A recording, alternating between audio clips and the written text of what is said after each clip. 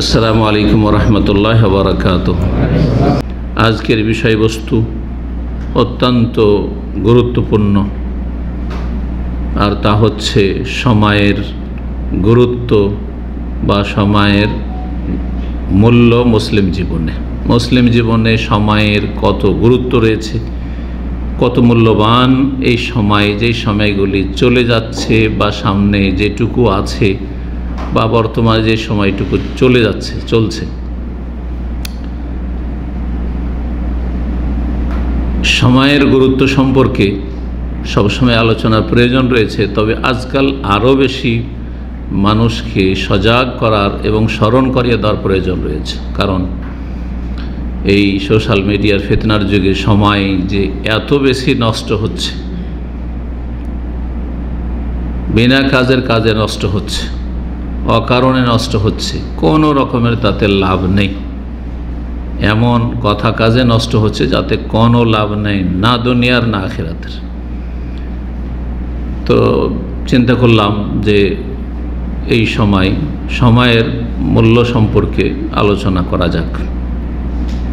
সময়ের মূল্য সম্পর্কে কোরআন এবং হাদিসে অত্যন্ত গুরুত্ব দেওয়া হয়েছে এবং রাসূলুল্লাহ সাল্লাল্লাহু আলাইহি ওয়াসাল্লামের পরে সাহাবায়ে কেরামগণ তাদের জীবনে এবং তাদের কথায় এর বড় গুরুত্ব তুলে ধরেছেন। এইসব কথাগুলি ইনশাআল্লাহ তাআলা নিয়ে আসবো, আর আমাদের এই মূল্যবান সময়কে কোন কোন ভালো কাজে আমরা লাগাতে পারি সে সম্পর্কেও কিছু আলোকপাত করার চেষ্টা করব। আল্লাহ রাব্বুল আলামিন তৌফিক দান করেন। সময়ের গুরুত্ব সম্পর্কে প্রথম কয়েকটি পয়েন্ট বলবো, যার মাধ্যমে আমরা সময়ের গুরুত্ব মুসলিম জীবনে, বিশেষ করে একজন কাফেরের জীবন নয়, আপনি একজন মুসলিম, আমি একজন মুসলিম, সুতরাং আমার জীবন একজন মুসলিম হিসাবে আর একজন কাফেরের জীবন নেই, আসমান জমিনের পার্থক্য হওয়া উচিত। কারণ কাফের তার দুনিয়া ছাড়া কিছুই বুঝে না, আর দুনিয়ার তার সাময়িক বিনোদন এবং সুখের সামগ্রী, ভোগবিলাসের সামগ্রী, এটি হচ্ছে তার পাওয়া এবং চাওয়া। এরপরে চোখের আড়ালে আখেরাত বলে কোনো কিছু তাদের কাছে নেই। কিন্তু আপনি একজন মুসলিম হিসাবে চিন্তা করুন যে আপনার এই দুনিয়ার সময়টা হচ্ছে কর্মজগৎ, পরকালের সময়টা হচ্ছে আপনার স্থায়ী জগৎ।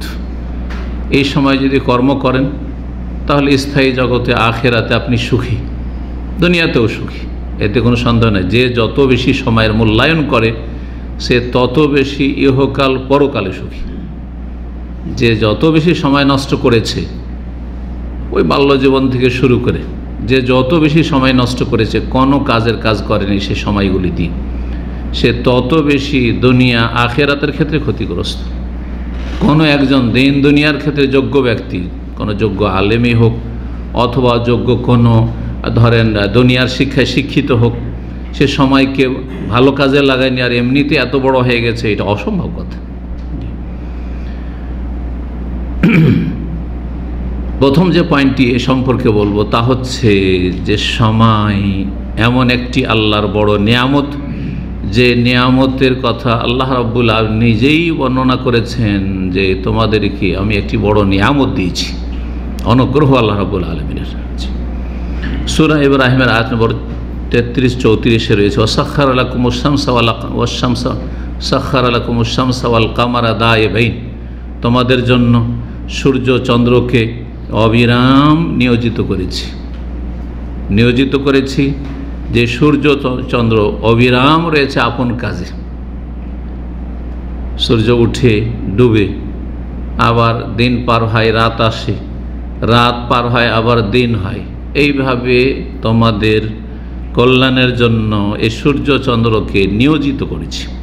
ওয়াসাখখারা লাকুমুল লাইলা ওয়ান নাহার, আল্লাহ বলছেন যে আর মহান আল্লাহ, যিনি তোমাদের রব, যিনি তোমাদের পালনকর্তা, তিনি তোমাদের জন্য রাত দিনকে নিয়োজিত করেছেন তোমাদের কল্যাণে। রাত দিন, আর রাত দিনটা হচ্ছে সময়। রাত দিনের বাইরে কোনো সময় আছে? সেই সময়টি হয় রাতের কোনো অংশ অথবা দিনের কোনো অংশ। বরং ইমাম ইবনুল কাইয়িম রাহিমাহুল্লাহ বলেছেন, আর এই কথা আপনারাও বুঝছেন, কিন্তু হয়তো আমরা অনেক সময় এই কথাগুলি আমাদের খেয়ালে আসেন না, যে সময়টি হচ্ছে যেই সময়, যাকে সময় বলছেন, সময়টাই হচ্ছে আপনার সত্যিকার আয়ু, বয়স। আপনার আমার বয়স যেটা আল্লাহ দিয়েছেন বা দিচ্ছেন, এটা হচ্ছে আমার সময়, এর বাইরে সময় নেই। আপনার আমার জন্মের আগের সময়গুলি আমার আপনার সময় নয়, আর মরে যাওয়ার পরে যে সময়গুলি দুনিয়াতে অন্য লোকের জন্য আসবে সেগুলি আপনার আমার সময় নয়। তাহলে আপনার আমার যে আয়ুটা রয়েছে সেটা হচ্ছে সময়। তাহলে এতেই বুঝতে হবে যে সময় কত মূল্যবান। আপনি আপনার আয়ু, আপনার বয়স, আপনার এই জীবনটা যতদিন বেঁচে আছেন, আপনার শরীরে রূহ আছে, এই সময়টা যে পেয়েছেন, রূহটা চলে গেলে আর এই সময় পাবেন না। জি, অসুস্থ হয়ে গেলে আর মন চাইবে অনেক কিছু, কিন্তু আর পর কিছু করতে পারবেন না তেমন। জি, ব্যস্ত হয়ে গেলে কিছু করতে পারবেন না। নবী সাল্লাল্লাহু আলাইহি ওয়াসাল্লাম এই কথাগুলি স্মরণ করিয়েছেন একটি হাদিসে। ওয়া আতাকুম মিন কুল্লি মা সাআলতুমুহ, আর তোমাদেরকে আল্লাহ দান করেছেন যা তোমরা চেয়েছ। সেটা আমরা নিজের কথার ভাষায় চাই অথবা আমাদের অবস্থার ভাষায় চাই। কথার ভাষার অবস্থার ভাষা, এই কথাটি যে লেসানে হাল, লেসানে মাকাল, তফসিরের বিভিন্ন তফসিরের কিতাব থেকে বলছি। অনেক সময় কথাই বলি না, কিন্তু আমার প্রয়োজন আছে, বা এমন কিছু আমার বলার মন মানসিকতা হয় না যে এই কাজগুলি, এই নিয়ম নিয়ামতগুলি, এই বিষয়গুলি আমার জন্য উপকারী, কিন্তু আল্লাহ জানছেন আমার জন্য যেগুলো আমি চাই না সেগুলি উপকারী। সুতরাং না চেয়েও আল্লাহ দিচ্ছে, না চেয়েও আল্লাহ দিচ্ছে। আপনার অবস্থা আমার অবস্থা যা চাইছে তাও আল্লাহ দিচ্ছেন। ওয়াইন তাউদ্দু নিয়ামাতাল্লাহি লা তুহসুহা, আর তোমরা যদি আল্লাহর নিয়ামতকে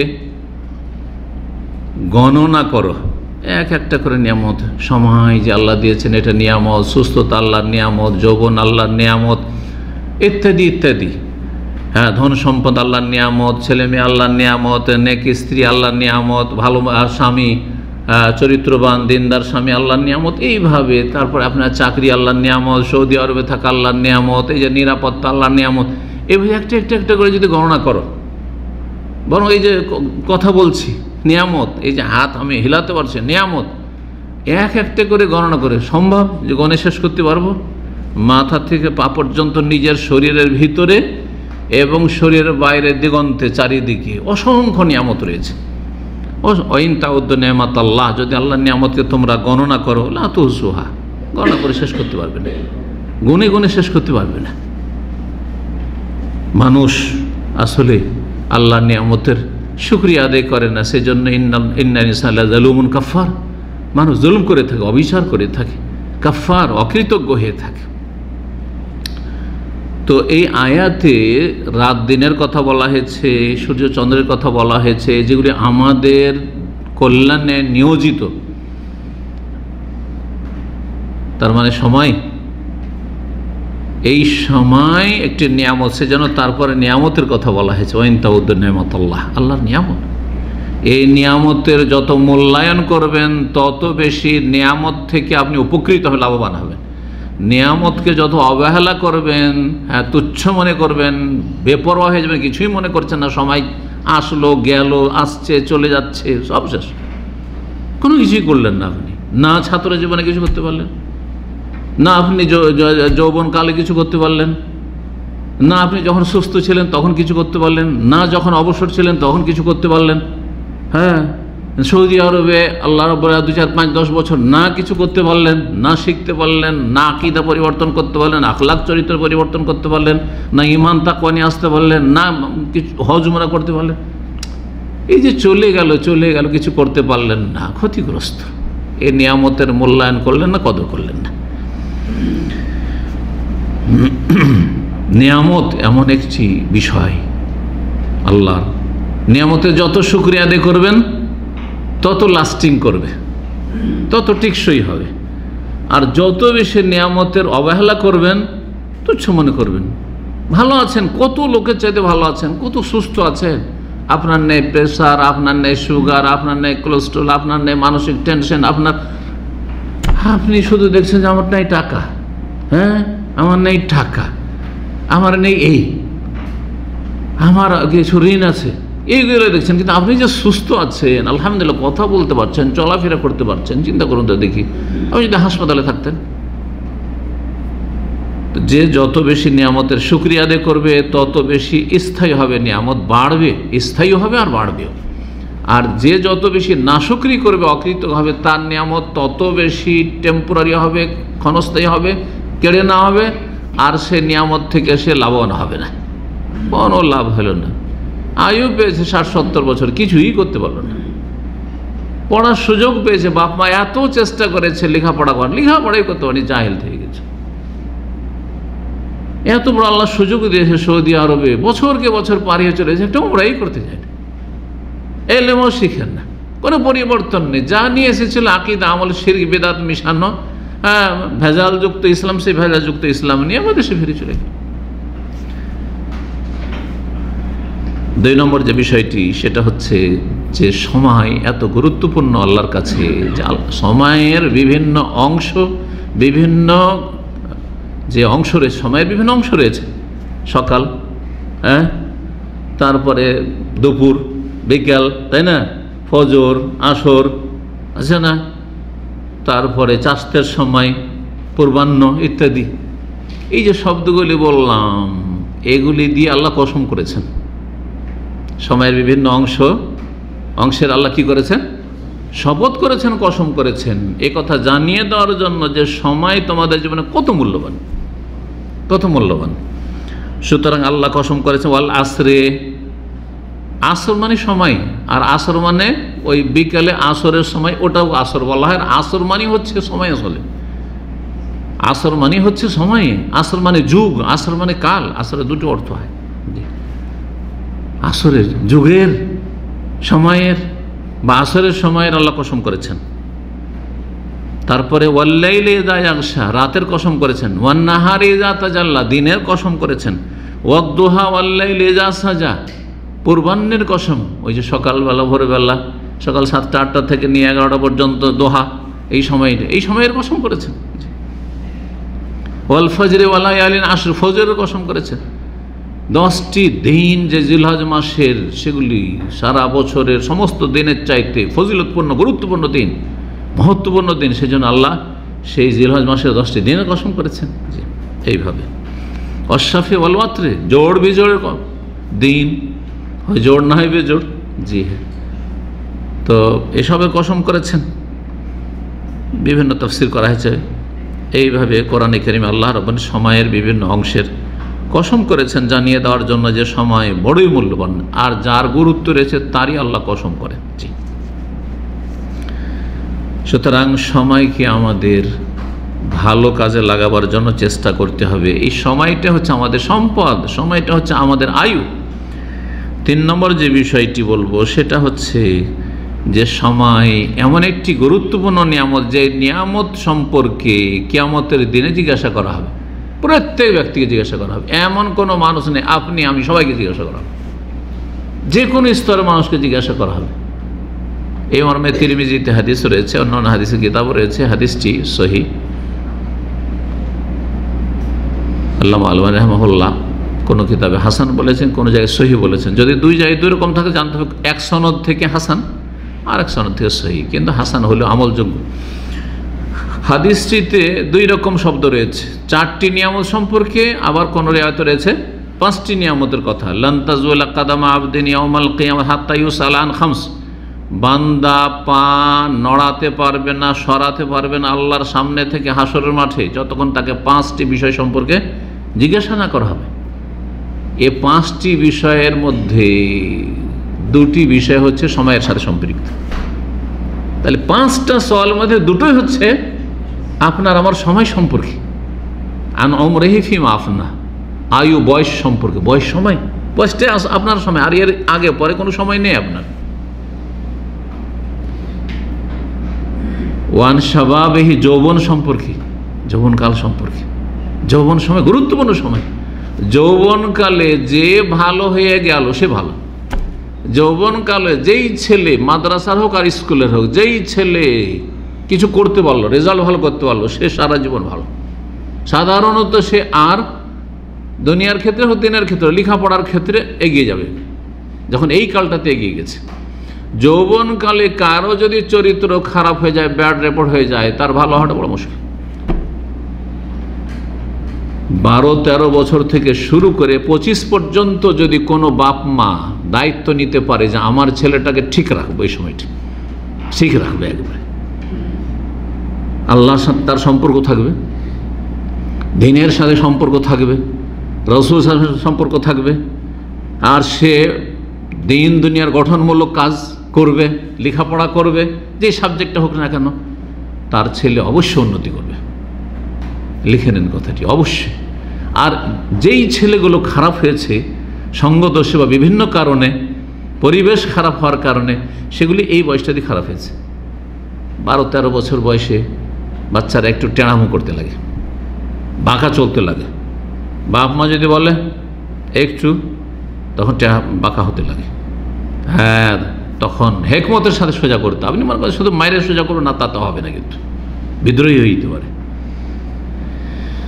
তো দুটো প্রশ্ন এই 5টির মধ্যেই বা 4টির মধ্যে দুটোই হচ্ছে সময় সম্পর্কে প্রশ্ন। আর বাকি প্রশ্ন কি সম্পর্কে?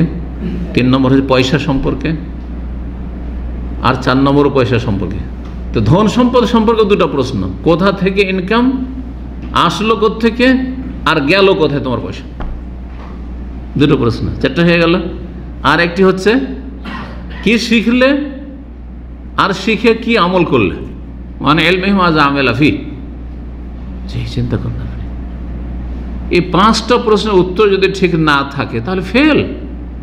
এখন থেকে প্রস্তুতি নিতে, এই নয় যে প্রস্তুতি নেওয়ার জন্য মরার পর আর কোনো সময় আছে না, কাজ শেষ, শেষ, আমলের জগৎ শেষ। এখন হিসাবের জগৎ শুরু হয়ে গেছে, প্রতিদান জগৎ শুরু হয়ে গেছে, নিয়ামত না হয় শাস্তি, দুটোর একটা শুরু হয়ে গেছে। আল্লাহ বোঝার তৌফিক দান করে। 4 নম্বর পয়েন্ট সময়ের গুরুত্ব বোঝার জন্য, সেটা হচ্ছে যে সময় এত গুরুত্বপূর্ণ যে ইসলামের গুরুত্বপূর্ণ ইবাদতগুলি সব সময়ের সাথে সম্পৃক্ত। সময়ের আগেও হবে না, পরেও হবে না। সময় মেনটেন না করলে কাজ হবে না। আজকাল অধিকাংশ মানুষরা ক্ষতিগ্রস্ত কোন ক্ষেত্রে? করছি, এটা আরবিতে বলে তাসউইফ, সৌফা থেকে তাসউইফ শব্দ, সৌফা মানে করছি, কাল্লা সৌফা, তাহলে সৌফা, শীঘ্রই জানবে, এই যে সৌফা। তাসউইফ, ধরেন আজকে কাজটা করতে হবে, চলো আজকে ভালো লাগে না, কালকে করব। সকালে করতে হবে, চলো বিকেলে করবো, বিকেলে তো বা দুপুরে করবো, একটু রোদ হয়ে গেল আর ভালো লাগে না বাইরে বেরোতে, হয় না। সকালে করলে কিন্তু তাড়াতাড়ি কাজটা শেষ হয়ে যেত, হইল না, রোদ হয়ে গেল তখন হইল না, দুপুর হয়ে গেল আর হলো না, সন্ধ্যাবেলা চলো বিকাল তো হয়েই গেল, যাক আজকে যাবো না, কালকে আবার তারপর পরশু, এই করতে করতে। আচ্ছা, দিনের ক্ষেত্রে আমরা বলি, কারণ দিনই আলোচনা করছি, অধিকাংশ যারা দিনের ক্ষেত্রে দিন থেকে দূরে আছে, আংশিক দূরে না হয় অনেক দূরে, কিন্তু মুসলিমের সন্তান সবাই কিন্তু প্রায় দেখা যায় যে নিজেকে তিরস্কার করে ভিতর, খুব খারাপ কাজ করছে, একসময় ছেড়ে দেবো, ধূমপান করেছে ছেড়ে দেবো, এটা ভালো না, ছেড়ে দেবো, এখন ছাড়ছে না কিন্তু, তাই না? বেনামাজি, নামাজটা ধরবো, কখন ধরবো? আচ্ছা আর একটু বয়স, সৌদি আরবের সাথে হলে আচ্ছা হজটা করিনি, না চলো ওমরাটা করি, তাই না? আর অনেক আমাদের দেশে আছে যে যারা হচ্ছে একটু মুরব্বী হয়ে যায়, এখনই কি আর দাঁড়িয়ে রাখা যায়? তো যুবক হয়ে আছি, কি বলবে এখন, চাচা সব বলবে। সময় আছে আপনার হাতে? না, হতে পারে যে অবস্থায় চলে গেলেন আপনি, পাপের অবস্থায় চলে গেলেন আপনি, বেনামাজি হয়ে চলে গেলেন আপনি। তওবার জন্য এই যে করছি তো ক্ষতিগ্রস্ত। 5 ওয়াক্ত সালাতের টাইম টেবিল বেঁধে দেওয়া হয়েছে, এমনভাবে বেঁধে দেওয়া হয়েছে যে তার একটু আগেও যে 5 মিনিট আগেও আদায় করেন হবে না, এতে কোনো ইখতিলাফ নেই। জোহর আজকে ছিল কয়টায়? 11:35 দমামে, 11:30 কেউ যদি জোহর পড়ে নেই হবে না। এমনিতেই কোনো শরীয়তের গ্রহণযোগ্য ওজোর নেই, বিনা কারণে সালাতের টাইম পার করে দিল, তারপরে আদায় করলো, আসর সূর্য ডোবার পরে আদায় করলো, হবে না। ভালো করে শুন, আগেও হবে না, পরে হবে না। ফজরের আজানের টাইম হয়নি, 10 মিনিট আগে নামাজটা পড়ে নিল, হবে না, কত গুরুত্বপূর্ণ তাহলে বিষয়টি। এতে কি শিক্ষা দেওয়া হয়েছে? সময়ের গুরুত্ব আছে, সময়ের গুরুত্ব আছে তোমার লাইফে। এ তো সালাতের কথা হইল। তারপরে রমজান মাসের সিয়াম। কেউ যদি মনে করে রমজান মাসটা খুব গরমে পড়ে যাচ্ছে, অথবা এই সময়টা আমি ছুটি যাচ্ছি, যুবক মানুষ আর ব্যাচেলার ছিলাম, তো 2 বছর পরে পরিবারের সাথে দেখা হবে, তো থাক, এই রমজান মাসে রোজাটা না রেখে ছুটি থেকে ফিরে এসে এইখানে রোজাটা হবে, হবে না।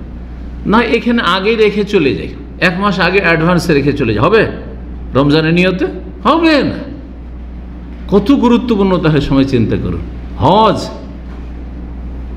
কেউ যদি মনে করে আমার এক্সিট লেগে যাচ্ছে আর একামা তো শেষ হয়ে যাবে আর হজের মৌসুমের আগেই, তো এক কাজ করি, আমি জিলকাদায় গিয়ে হজ করে চলে আসি, হবে? মোবারক মাসে, রমজান মাসে হজ করে, আর রমজান মাসে এত মোবারক, জিলহজ মাসের চাইতে ফজিলতপূর্ণ রমজান মাস। কেউ যদি মনে করে যে আমি রমজানে হজটা করে চলে আসি, মিনা আরাফা, হবে? একজন হাজি পেয়েছিলাম আমাদের পশ্চিমবঙ্গের, সম্ভবত বাঙালি হাজি অথবা বাংলাদেশে, অনেক দিন আগে, ছাত্র জীবন কথা বলছি, ছাত্র জীবন আমার 89 থেকে 93। বেচারা যেদিন আরাফার দিন, সেই দিন অসুস্থ হয়ে গেছে। আরাফার দিনে কি হয়েছে? অসুস্থ হয়ে গেছে। তখন ওকে কোনো জাহেল মোল্লা, দেখেন জাহেল মোল্লা নিজেও জাহান্নামে যায় আর অন্যকে জাহান্নামে নিয়ে যায়। এই জন্য জাহেল মোল্লাদের কাছ থেকে আপনারা ফতুয়ার স্টেজে বা ফতুয়া নিচ্ছেন, খবরদারি কাজ করবেন না। ধার্মিক হয়েছে ভালো কথা, হ্যাঁ, দিন চর্চা করছে ভালো কথা, কিন্তু তাদের কাছ থেকে মাসলা মাসাইলে শরীয়তের সমাধান নেওয়া শুরু করেছেন, ফাদাল্লু আদাল, নিজেরা পথভ্রষ্ট আর অন্যদেরকে পথভ্রষ্ট করেছে। এই করেছে কি, যখন অসুস্থ, জ্বর আর সর্দি কাশি ইত্যাদি জ্বর ছিল, এক কথায় ওই হাজির সাথে আমার দেখা, আরাফা থেকে ফিরে এসে 10 তারিখ অথবা 11 তারিখে সেই হাজির সাথে আমার দেখা মেনার মাঠে, তাদের খেমাতে। হাজির সাহেব দেখছি খুব কান্না করছে, খুব কান্না করছে। আল্লাহু আকবার। তার অবস্থা দেখে, কি হাজির সাহেব কান্না কেন করছেন? তো বলছে, আর কথাই বলতে পারে না বেচারা, এত টাকা খরচ করে এসছে, হজ হয়নি, কথাই বলতে পারছে না। পাশের যে আরও হাজিরা সাথী সঙ্গীরা ছিল, উনি আরাফার দিনে যাননি, মেনাতে থেকে গেছেন, মেনার তাঁবুতে থেকে গেছেন। কেন থেকে গেল? সবাই গেল। বলছে ওনাকে আরেকজন বলেছে, তুমি তো অসুস্থ আর তোমার কষ্ট হচ্ছে, তো এই নিয়ে আরাফা যাওয়ার দরকার নাই, তুমি প্রথম যখন হজে এসেছিলে তখন ওই উমরা করে যে সময়টা থাকে ওই সময় জিয়ারা করে না, এদিক সেদিক একটু ঘুরতে ফিরতে যায়, তো একবার তো আরাফা গিয়েছিল, আরাফা দেখে চলে এসছে, তো ওইটাতে কাজ হয়ে যাবে, ওটাতে কাজ হয়ে যাবে। এই কথা শুনে আর ভাবছে জ্বর যখন হয়ে আছে ওইটা দিয়ে কাজ চালিয়ে নেবো, হজ আমার হয়ে যাবে। আল্লাহ, যদি নিজে সরাসরি না শুনতাম তো মনে করতাম এগুলো কিচ্ছা কাহিনী, বাস্তব। তখনকার যুগেও হজ যে খরচ 1 লাখের বেশি ছিল, 1 লাখ 1.5 লাখ প্রায় ছিল। জি, তার বেকার সব, কিছুই সমাধান নেই। যাকে একটা সান্ত্বনা দেন, একটা উমরা তো নিয়ে গেলেন, আল্লাহর কাছে দোয়া করেন, আবার আল্লাহ পয়সা দিলে আসবেন, হজ করে যাবেন। জি, সময়ের কত মূল্য, সময়ের কত মূল্য। একটা দিন আল হজ্জ আরাফা, আরাফাই 9 তারিখে আসতে হবে, নাহলে হজ হবে না।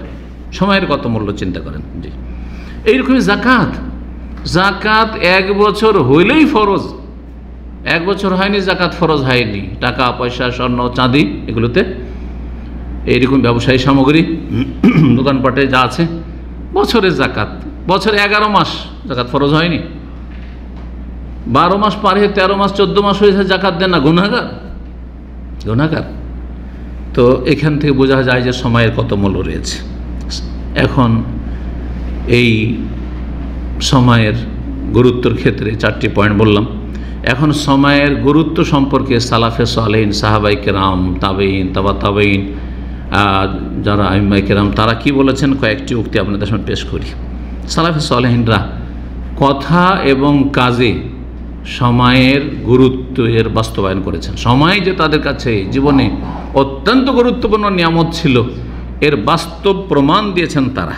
তারা সবচেয়ে বেশি সময়ের মূল্যায়ন করেছেন, সময়কে ভালো কাজে লাগিয়েছেন, একটি মুহূর্তকে ভালো কাজে লাগিয়েছেন, কারণ তারা জানতেন যে সময়ের কত মূল্য।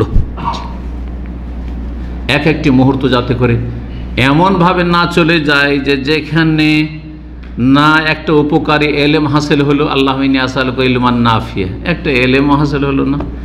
একটা নেক আমল সুবহানাল্লাহ বললেন, আলহামদুলিল্লাহ বললেন, কোন আল্লাহ জিকির আজকারও করলেন না, একটা কোরআনের আয়াত তেলাওয়াত করলেন, আস্তাগফিরুল্লাহ পড়লেন না, অথবা কোনো ফরজ নফল ইবাদত বন্দেগী করলেন না, মানুষের জনকল্যাণমূলক কাজে কোনো উপকারও করলেন না, কারো সময়টি চলে গেছে, না নিজের উপকার করলেন, না কারো উপকার করলেন আপনি, না আল্লাহর হকের ক্ষেত্রে করলেন, না মানুষের হকের ক্ষেত্রে করলেন, না আপনার কাজে আসলে এই সময়টা, না আপনার স্ত্রী পরিবার, আর স্ত্রীকেও যদি সময়টা দিতেন, কিছুক্ষণ তার সাথে গল্প করতেন, ছেলে মেয়ের সাথে বসেও যদি একটু তাদের সাথে ভালো তরবিয়ত করতেন, একটু গল্প গুজব করতেন, তারা ফ্রি হইতো বাবার সাথে। অনেক ছেলে মেয়েরা চায় যে বাবা আমাদের সাথে বসুক, কিন্তু সময় দেয় না আজকাল, মোবাইলকে সময় দিচ্ছে, মা সময় দেয় না তো বাপ আর কি সময় দিবে, মোবাইলকে ইন্টারনেটকে সময় দিচ্ছে, সোশ্যাল মিডিয়াকে সময় দিচ্ছে, ঘন্টার পর ঘন্টা সময় দিচ্ছে, কোরআনের জন্য কোনো সময় নেই, ছেলেমেয়ের জন্য কোনো সময় নেই, স্ত্রীর জন্য কোনো সময় নেই। সুবহানাল্লাহ, হিসাব দিতে হয়, এত সহজ বিষয় নয়। যদি আমাকে আপনাকে জিজ্ঞেস করো, দিনে তুমি একটা দিনের কথা বলো, দিনে কত ঘন্টা তুমি সোশ্যাল মিডিয়াকে সময় দিতে, আর কত ঘন্টা তোমার স্ত্রী ছেলে মেয়েকে সময় দিতে, আর কত ঘন্টা রবের ইবাদতে সময় দিতে, কি জবাব দেবে? কি জবাব দেবে? আমি যারা ইসলাম নিয়ে চর্চা করে আলেম সমাজ এবং যারা আলেমদের ছাত্র, তাদেরকে বলছি যে গোটা মাসে কয় পারা কোরআন তেলাওয়াত করছেন আপনি? কতটুকু তেলাওয়াত করে 24 ঘন্টার মধ্যে? কেন কোরআন তেলাওয়াত নেই? রমজান মাস আসলে কিছু তেলাওয়াত তাও নেই, সময়ের কোনো মূল্যায়ন করি না। সেই সময়কে যদি দুনিয়ার কাজও লাগাইতে একটা হালাল রিজিক হতো। এই জন্য খুব সহজ ভাষা আমি মাঝে মাঝে বলি যে লাগো ফালতু কাজ কোনটি, ফালতু কথা বা ফালতু কাজ, অসার কথা অসার কাজ কোনটি, যাতে দুনিয়ার একটা টাকা হলো না, একটা হালাল রিজিক একটা টাকাও আসলো না, আর আখেরাতের জন্য একটা নেকিও হলো না, সেই সময়টা ফালতু গেল, আর সেই কাজটি কথাটি আপনার ফালতু। লাগো মুমিন লাগো কাজে লাগো মরেজন, তারা নিজেকে অসার কথা কাজ থেকে বাঁচিয়ে রাখে। ইবনে মাসউদ রাদিয়াল্লাহু তাআলা প্রখ্যাত সাহাবী, তার উক্তি বলছেন, মা নাদামতু আলা শাইইন নাদামি আলা ইয়াউমিন গারাবাত শামসুহু ওয়া নাকাসা ফিহি আজালি ওয়া লাম ইয়াজিদ ফিহি আমালি। আমি কখনো আক্ষেপ করিনি এর চাইতে বেশি কোনো কথা কাজ আক্ষেপ করিনি। কিসের চাইতে বেশি? যে এমন একটা দিন আমার সামনে আসলো, আর সেই দিন হলো, তারপর সূর্যটা ডুবে গেল, আর একদিন আমার আয়ুর কমেও গেল। একটা দিন সূর্য ডুবলো মানে কি? একদিন আমার আয়ুর কমেও গেল। ওয়ালাম ইয়াজিদ ফি আমালি, কিন্তু আমার আমল কিছু বাড়লো না, কোনো আমল নাই, কোন রকম করে ফরজ 5 ওয়াক্ত সালাত, ব্যাস, আর কিছুই করেননি আপনি। না কোনো নফল ইবাদত বন্দেগী আছে, না জিকির আজকার আছে, না সলাতুদ দুহা আছে, না তাহাজ্জুদ আছে, না কোরআনের তেলাওয়াত আছে, না তাসবিহ তাহলিল আছে, না মানুষের উপকার করা আছে, কোনো কিছু নেই। তাহলে এর উপর আমি সবচেয়ে বেশি আক্ষেপ করি। ইমাম হাসান বাসরি রহমতুল্লাহ আলাইহি প্রখ্যাত তাবী, তিনি বলছেন আদরাকতু আকওয়ামান, আমি এমন লোকদেরকে পেয়েছি, আমার চাইতে সিনিয়র তাবী এবং সাহাবীদেরকে পেয়েছি মানে কি? সাহাবায়ে কেরামদেরকে দেখেছেন তিনি। হাসান বাসরি রাহিমাহুল্লাহ বলছেন, আমি এমন লোকদেরকে পেয়েছি, কানু আল আওকাতিহিম আশাদ্দা মিনকুম হিরসান আলা দারাহিমিকুম ওয়া দানানিরকুম, তোমরা যেমন দিরহাম দেনার রিয়াল ডলারের পিছনে ছুটছো, আর তার জন্য মরিয়া, তেমনি তারা সময়ের সংরক্ষণ এবং সময়কে ভালো কাজে লাগাবার ক্ষেত্রে তারা উদ্গ্রীব থাকতো। তোমরা যেমন গুরুত্ব দিচ্ছ টাকা পয়সাকে, তেমন তারা গুরুত্ব দিত কাকে? সময়কে গুরুত্ব দিত। এ হচ্ছে সাহাবায়ে কেরাম, তাবেঈন, তাদের জীবনী। হাসান বাসরি রাহিমাহুল্লাহ আরও বলছেন, ইবনে আদম, হে আদম সন্তান, ইন্নামা আনতা আইয়াম, তোমার লাইফটা হচ্ছে মাত্র কয়েকদিনের। একজন মানুষ মানে তার কয়েকটা দিন, তাও জানা নাই যে কয়দিন। এজা জাহাবা ইয়াউমুন জাহাবা বাযুকা, একটা দিন চলে যাওয়া মানে তোমার কিছুটা অংশ চলে গেল। একটা দিন চলে গেল মানে তোমার কিছুটা অংশ চলে গেল। আরও বলছেন, ইবনে আদম, হে আদম সন্তান, নাহারুকা দাইফুক, তোমার দিনটা হচ্ছে তোমার অতিথি, মেহমান যেমন আসে কিন্তু থাকে না, একবার খেয়ে দিয়ে চলে গেল, না একদিন থাকলো, আর যদি খুব বেশি থাকে 3 দিন থাকলো, আরও বেশি থাকলো, কিন্তু যতই থাকুক মেহমান স্থায়ীভাবে থাকে না। ঠিক তেমনি তোমার দিনটা হচ্ছে তোমার মেহমান। ফাহসেন এলে, তার সাথে সদ্ব্যবহার করো। ফাইন্নাকি নাহসানতে এলেই, সে সময়ের সাথে দিনের সাথে যদি সদ্ব্যবহার করো, ইরতাহালা বিহামদিকা, তোমার প্রশংসা করে সে বিদায় নেবে। বাড়িতে যদি মেহমান আসে আর ভালো যদি আপ্যায়ন করেন, তাহলে সুনাম করবে না? করবে না? আরে অমায়িক মানুষ, কি যে আপ্যায়ন করলো, কল্পনার বাইরে আমাদের খাতির করলো, বলবেন বলবে না? ঠিক তেমনি দিন, ওই নাসাতা এলিহা, তার সাথে খারাপ আচরণ যদি করো এই দিনের সাথে, ইরতাহালা বিজামবিকা, তোমার নিন্দা করে সে প্রস্থান করবে। ওয়াকাযালিকা লাইলাতুকা, অনুরূপ রাত্র তোমার মেহমান, সুতরাং রাত এসেছে, দিনে নফল সিয়ামে চেষ্টা করো, দিনে যেসব নেকিগুলি করা সম্ভব সেগুলি করো। দিনে ধরেন জনকল্যাণমূলক কাজ করতে পারবেন, এলেম শিখতে পারবেন। রাত্রে হয়তো কেউ রাত্রে শিখতে পারছেন, রাত্রে কিছু আমল আছে যেগুলো দিনে করতে পারছেন না, তাহাজ্জুদ পড়বেন রাতে, হ্যাঁ, আল্লাহকে নির্জনে ডাকবেন রাতে। দিনে নির্জনতা সাধারণত সুযোগ পাওয়া যায় না, কিন্তু রাতে নির্জনতার সবার সুযোগ আছে, জি, ইত্যাদি ইত্যাদি। তারপরে বলছেন হাসান বাসরি, আরও বলছেন, আর দুনিয়া সালাসাত আইয়াম, দুনিয়া হচ্ছে 3টা দিনের নাম। দুনিয়া হচ্ছে 3টা দিনের নাম। আম্মাল আমসে ফাকাদ যাহাবা বিমা ফি, গতকাল একটা দিন হচ্ছে গতকাল, যেটা চলে গেছে, যা নিয়ে যাওয়ার চলে গেছে, হয় তোমার নেকি নিয়ে গেছে, না হয় গোনা নিয়ে গেছে, পাপের বোঝা। আম্মা গাদান, আগামীকাল যেটা, ফালা আল্লাহ লা তুদরিকু, হয়তো পাবে না তুমি, আগামীকালটা হয়তো তুমি পাবে না, রাত্রে শেষ, এখনই শেষ। ও আম্মাল ইয়াউম, আর আজকের যে দিনটি রয়েছে, ফালাকা ফামাল ফি, এইটাই হচ্ছে তোমার দিন, সুতরাং এতে আমল করো, আমল করো। এই যে দিন শিখছেন, এটি আপনার আমল, এবং এটি আপনার হাতে আছে। জি, আমি কয়েকবার এই বিষয়টা বলেছি যে গতটা আমাদের হাতের নেই, হাত ছাড়া হয়ে গেছে, আগামীটা আমাদের হাতের নাগালের নেই, যেই সময়টা চলে যাচ্ছে এইটা হচ্ছে আমাদের সময়, আর সেটা একেবারে খুব সংকীর্ণ মুহূর্ত, যেটা বর্তমান, মানে কি বর্তমান কথাটা বলে শেষ, অতীত হয়ে গেল, এখনও কথাটা এখন বের করতে পারিনি, বলতে চাইছি এখনও ভবিষ্যৎ হয়ে আছে, এতটুকু সময়, তাহলে আমাদের কতটা বা ক্ষমতা, আল্লাহ বুঝার তৌফিক দান করেন। ইমাম ইবনুল কাইয়িম রাহিমাহুল্লাহ বলছেন এই সময়ের মূল্য সম্পর্কে, ইদাআতুল কলবে মিন ইসারিদ দুনিয়া আলাল আখিরাহ ওয়া ইদাআতুল ওয়াক্তি মিন তুলিল আমাল, বলছেন যে অন্তরকে নষ্ট করে দেওয়া, হৃদয়কে নষ্ট করে দেওয়া, এটা হচ্ছে আখিরাতের ওপর দুনিয়াকে প্রাধান্য দেওয়া। মানুষের কলবকে নষ্ট করে দেওয়া হচ্ছে কি, যে দুনিয়াকে 1 নম্বরে রাখলেন আর আখিরাত 2 নম্বরে। দুনিয়া হচ্ছে ঘুম, লম্বা টানে একটা ঘুম দেওয়া, আর আখিরাত হচ্ছে ফজরের সালাত, ফজরটা 2 নম্বরে, 1 নম্বরে কি আপনার ঘুমটা পুরা হইতে হবে। এটা হচ্ছে অন্তরকে ফাসেদ করে দেওয়া, নষ্ট করে দেওয়া, রোগা করে দেওয়া। ওয়াইদাতুল ওয়াক্ত, আর সময় নষ্ট করা হচ্ছে মানুষের উচ্চ আশা আকাঙ্ক্ষা। সময় নষ্ট করছেন, তার মানে ভাবছেন যে আরও সময় আছে, আরে এখন না হয় পরে করে নেব, এখন না হয় পরে করে নেব, এখন আজকে গেলাম না, শিখলাম না, সামনের সপ্তাহে যাব। কিন্তু সামনের সপ্তাহ, সামনের দিনে, আগামীকাল কি আপনার আমার হাতে আছে? তারপর আরও বলছেন ইবনুল কাইয়িম রাহিমাহুল্লাহ, খুব গুরুত্বপূর্ণ কথা, ইদাআতুল ওয়াক্তি আসাদ্দু মিনাল মওত, সময় নষ্ট করা মরণের চাইতে বেশি মারাত্মক। সময় নষ্ট করা হচ্ছে মরণের চাইতে বেশি মারাত্মক। কেন? লিআন্না ইদাআতাল ওয়াক্তি তাকতাউকা আনিল্লাহি ওয়াদ দারিল আখিরাহ, কারণ সময় নষ্ট করলে তুমি আল্লাহ থেকে বিচ্ছিন্ন, সম্পর্কহীন, আর পরকাল থেকে সম্পর্কহীন। সময় নষ্ট করে দিলে, ভালো কাজে লাগালে না, ফরজ অজেব ছুটে গেল, তাহলে তুমি আল্লাহ থেকে বিচ্ছিন্ন, আর আখেরাত থেকেও তুমি বিচ্ছিন্ন। পক্ষান্তরে মরণ চাইতে মারাত্মক কেন সময় নষ্ট করার? মরণ তোমাকে আল্লাহ থেকে বিচ্ছিন্ন করে না, আখেরাত থেকে বিচ্ছিন্ন করে না। ওয়াল মওত ইয়াখতাউকা আনিদ দুনিয়া ওয়া আহলিহা, মরণে যেটা হয় সেটা হচ্ছে যে দুনিয়া থেকে তুমি বিচ্ছিন্ন হয়ে গেলে, আর তোমার পরিবার পরিজন, স্ত্রী ছেলে মেয়ে থেকে আলাদা হয়ে গেলে, তুমি বিদায় নিলে, এটাই না। কিন্তু আপনার আখেরাত তো নষ্ট হয়নি।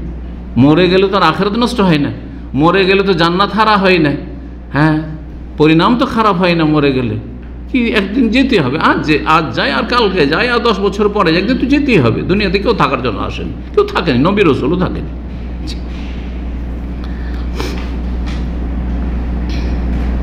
এখন যে বিষয়টি বলবো সেটা হচ্ছে যে আমরা তাহলে আমাদের এই মূল্যবান সময়কে কোন কোন কাজে লাগাতে পারি। কয়েকটি উদাহরণস্বরূপ কাজ আপনাদের সামনে বর্ণনা করি। একজন মুসলিম তার সময়কে মূল্যবান কাজে লাগাবে। সময় যেহেতু মূল্যবান, সুতরাং মূল্যবান নিয়ামতকে মূল্যবান কাজে, গুরুত্বপূর্ণ কাজে লাগাবে। এই নয় যে গুরুত্বপূর্ণ কাজ বাদ দিয়ে সাধারণ কাজে, এমন কাজে যাতে লাভ কম। দুনিয়ার ক্ষেত্রে আমরা কিন্তু এরকম কাজ করি না। বেতন যদি কম হয় আর যদি মেহনত বেশি হয়, এরকম চাকরি কেউ রাজি হবেন চাকরি করার জন্য? কিন্তু যদি শোনেন যে আরে 8 ঘন্টা ডিউটির মধ্যে 2 ঘন্টাও কাজ করতে হয় না, হালকা কাজ, আবার 1 ঘন্টায় শেষ, বাকিটা এমনি ব্যাস থাকতে হয়, সবাই চাইবেন, তাই না? বেতন কম হইল, কারণ খাটনি কম আর বেতনও ভালো আছে। তো আমাদের সময়কে যথাসাধ্য ভালো কাজে লাগাইতে হবে, যাতে করে ইহকাল পরকালে আমরা সফল হতে পারি। আল্লাহ তৌফিক দান করে। প্রথম যেই কাজে লাগাবেন সময়কে, যাতে আপনি দুনিয়া আখেরাতে সফল হবেন, তা হচ্ছে কোরআনে কারীম মুখস্থ করা, কোরআনে কারীমের শিক্ষা লাভ করা বা শিক্ষা দেওয়া। কোরআনে কারীম মুখস্থ করেন, গুরুত্বপূর্ণ কাজ। কোরআনে কারীমের অর্থ বুঝেন, তালিম হাসিল করেন, শুধু আক্ষরিক জ্ঞান নয়। অথবা শিখা হয়েছে তাহলে 10টা লোককে শিখান। কোরআনে ভালো তাজবির জানা আছে, কোরআন মুখস্থ আছে, বা কোরআনের কিছু এলম আছে, মাশাআল্লাহ কোরআনে হাদিসের কথা বলতে পারেন, দিনের কাজ করতে পারেন, তাহলে দিনের দাওয়াত দেন।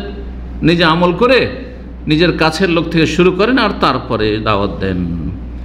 নবী সাল্লাল্লাহু আলাইহি ওয়াসাল্লাম বলেছেন, খায়রুকুম, তোমার মধ্যে সবচেয়ে ভালো মানুষ, সবচেয়ে ভালো মানুষ কারা? মান তাআল্লামাল কোরআনা ওয়া আল্লামা, যারা কোরআন শিখে অথবা শিখায়, হয় কোরআনের শিক্ষক হন আর না হয় ছাত্র হন। এটা সবচেয়ে বড় উপকারী ইহকাল পরকালে। কোরআনের জ্ঞান অর্জন করলে আখেরাতে তো সম্মান, অকল্পনীয় সম্মান, যেটা কল্পনা করা যায় না। কোরআন এবং হাদিসের জ্ঞান ছাড়া জানার আর কোনো মাধ্যম নেই যে আল্লাহ কত সম্মান রেখেছেন কোরআনের সাথে, যারা দিনের সাথে, দিনের জ্ঞানের সাথে, শরীয়তের এলমের সাথে যারা জড়িত তাদের। কিন্তু দুনিয়াতেও দেখেন, যারা কোরআন এবং হাদিসের জ্ঞান চর্চা করে তাদেরকে মানুষ ভালোবাসে আল্লাহ সন্তুষ্টির জন্য। একটা পয়সা দুনিয়ার স্বার্থ নেই। আমাদের ভালোবাসা আপনাদের সাথে কিসের খাতিরে? একেবারে দিনের খাতিরে, দিনের এলমের খাতিরে। যদি আপনারা আমাকে ভালোবাসেন, আমার কাছ থেকে কিছু এলেম পাচ্ছেন, সেই জন্য ভালোবাসেন, কোনো স্বার্থ নেই। কিন্তু এই ভালোবাসা কোনো স্বার্থ নেই। তারপরে আপন পর আর কাছের দূরের সবাই ভালোবাসবে। কিন্তু যে জীবনে একদিনও সুযোগ পাবেন হয়তো দেখার, মানে ভাবাই জানে যে তার সাথে দেখা হইতে পারে, কোথায় সে বাস করে আর আমি কোথায় বাস করি, এইরকম যারা একদিন দিনের কাজ করে যাচ্ছে তাদেরকে ভালোবাসে, অথচ জীবনে কোনোদিন দেখা হয়নি। আপনি নবী সাল্লাল্লাহু আলাইহি ওয়াসাল্লামকে ভালোবাসছেন, আম্বিয়া, সমস্ত আম্বিয়াকে ভালোবাসছেন, বাসছেন না? যেটা ফরজ। সাহাবায়ে কেরামদেরকে ভালোবাসছেন, কিসের খাতিরে? কোনো স্বার্থ আছে? কিছু পাবেন? দুনিয়াতে তো কিছু পাওয়ার নেই, দুনিয়ার স্বার্থ কিছু পাওয়ার নেই, কিন্তু ভালোবাসছেন আপনি।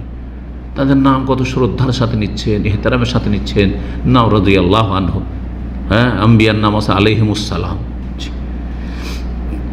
বাকি যে দুনিয়ার স্বার্থে যদি ভালোবাসা হয়, স্বার্থ কেটে পড়লে দল বদলাইতে আছে, এই দল থেকে ওই দল, এই দল থেকে ওই দল, হ্যাঁ, সুবিধাবাদী। হ্যাঁ, দুনিয়ার স্বার্থে যেহেতু দুনিয়ার স্বার্থ কেটে পড়েছে, আর যেখানে স্বার্থ আছে সেখানে গিয়ে জড়িয়ে গেছে।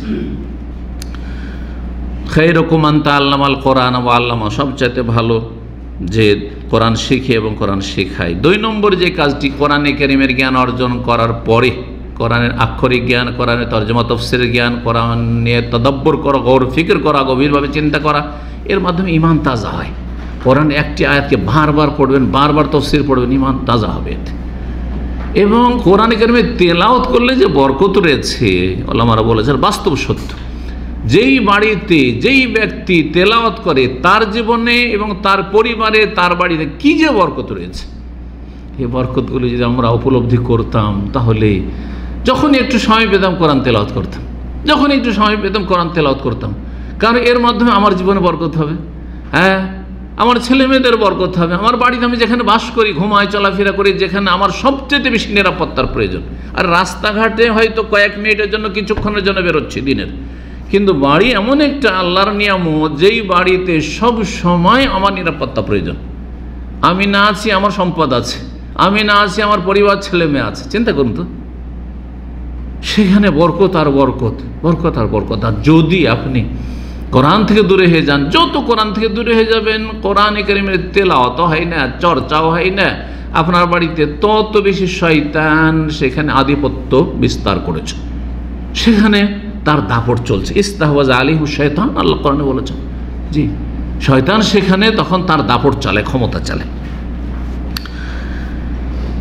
তো 2 নম্বরে যেটা করতে হবে আমাদেরকে সময়কে মূল্যবান কাজে লাগানোর জন্য, তা হচ্ছে দ্বীনের জ্ঞান অর্জন করা, তালাবুল ইলম, দ্বীনের জ্ঞান অর্জন করা। আর যদি ছাত্র জীবনে থাকেন তাহলে দুনিয়ারও কিছু জ্ঞান অর্জন করেন তার সাথে, কারণ দুনিয়াতে আপনাকে করে খেতে হবে। আচ্ছা, ছাত্র জীবন পার হওয়ার পর ধরেন বিদেশে এসেছেন, দুনিয়ার জ্ঞান অর্জন করার কোনো দোষ নেই। দ্বীনের জ্ঞানের সাথে সাথে যদি দেখা যায় যে আমি ড্রাইভিংটা শিখে নিলে আমার কর্মক্ষেত্র প্রশস্ত হবে, আমার মূল্য বাড়বে, অথবা এই টেকনিক্যাল কাজটা শিখে নিলে আমার কাজে আসবে, শিখুন। এগুলো হচ্ছে কাজে লাগানো। কিন্তু আপনি ফেসবুক নিয়ে পড়ে আছেন, তো আপনি খেলাধুলা, কোথায় খেলাধুলা হচ্ছে, কোন দল কখন জিতলো আর কে হারলো, আর এই দেখতে গিয়ে স্বাভাবিক মানুষ এত দুর্বল যে মানুষ অজান্তে, জানতে হোক আর অজান্তে হোক, একটা সাইড নেবে, একটা পক্ষ নেবে, তখন তার ফ্যান হয়ে যাবে। এই করতে করতে নিজের চরিত্র এবং নিজের জীবনে যে পদস্খলন, আর সে বিভ্রান্তি, আর সে ইসলাম থেকে সরে যাওয়া, আর পাপে ডুবে যাওয়া, যারা খেলাধুলা নিয়ে মেতে থাকে, অথবা সোশ্যাল মিডিয়া নিয়ে মেতে থাকে, ফেসবুক নিয়ে মেতে আছে, অথচ সারাদিনে তাদের আল্লাহর ইবাদত বন্দেগী, ফরজ নফলে গাফিলতি, সুবহানাল্লাহ, তাদের জীবনটা এইরকমই। এত মূল্যবান সময়গুলো নষ্ট হচ্ছে, কিছুই পাচ্ছে না সেখান থেকে। আপনি ফেসবুক বারবার দেখতে আছেন। অনেকে কিন্তু এই অজুহাত আমাদের দিনী ভাইরা করেন বা বোনেরা করেন, এখানে তো অনেক কিছু শিখার আছে। হ্যাঁ, শিখার আছে, কিন্তু ধরেন শতকরা 10টা বা 20টা শিখলেন, আর 80টা হচ্ছে অসার, 80টা হচ্ছে ফালতু। বাস্তব সত্য কথা বলছি আপনাকে, 80টা হচ্ছে অসার, ফালতু কথা একদম। আর তারপরে এতে শুধু ফালতুই নাই, অশ্লীলতা, পাপ, নোংরামি, পাপের মানে এমন ঝুঁকি হয়ে যাচ্ছে, পাপ থেকে আর বাঁচা যাচ্ছে না। কত ভাইয়ের আমাদেরকে বলেছে যে শেখ, আমি ফেসবুক খুলেছিলাম, বন্ধ করেছি, কারণ আমি গুনাহ থেকে বাঁচতে পারছি না। ফেসবুকে ঢুকলে গুনাহ থেকে বাঁচতে পারছি না, কারণ ওগুলো আমার সামনে চলে আসে, কারণ একবার খুললে আবার বারবার আসবে।